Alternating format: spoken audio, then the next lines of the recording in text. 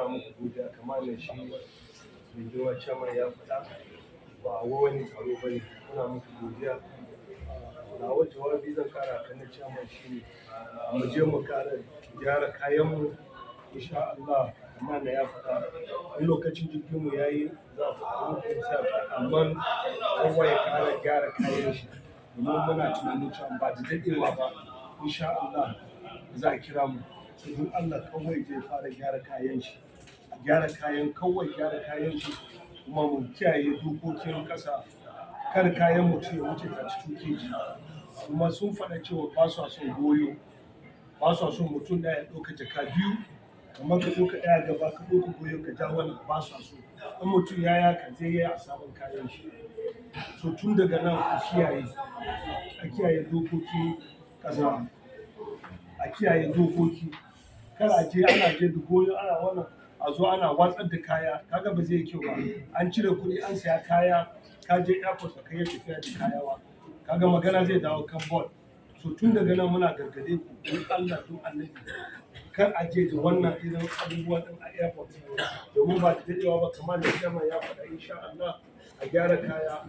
Muna tunanin daga nan zuwa ƙaramin lokaci ne insha Allah za su kira. A sunna sun kira mu za mu sanar muku da lokaci. Kuma tsarin board shi ne ba za mu yarda cewa wannan bai zo a jirgin farko ba ya tafi a jirgin farko. Don Allah ku ya kuɗi ku ƙara faɗa ma mutane ba zai yiwu cewa wannan contractor wani wannan bai zo daga jirgin farko ba. Amma in mun samu space in kamar wannan sun gaji wannan ba su daga za mu yi amma space ɗin ma yana tafiya so ba za mu yi ba. Annan mun zo haka za mu koma da yardan Allah. So insha Allah dai ɗan ƙaramin jawabi da zai yi. Maganar sa ruwan zamzam a babban jaka don Allah duk wannan ya sa zamzam ko wani abu na ruwa a jakan shi wallahi za a yage mishi jaka kuma zai je illa rabin kayan shi tun daga nan zai salwanta. So don Allah kar a sa zamzam a jaka, kar a sa zamzam a babban jaka. Assalamu alaikum. Da? A tulare ba irin tulare na gora na ɗaki ba. A na fesa yana nan yawa. Ka ne kawai da kanka wani an baka 8 kg shi za ka ja. Maganar da kana a airport.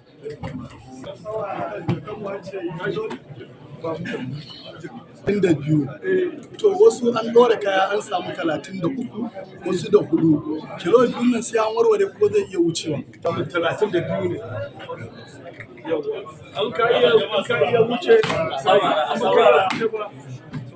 manya suna magana don Allah. Wannan an roƙi ta muke ne.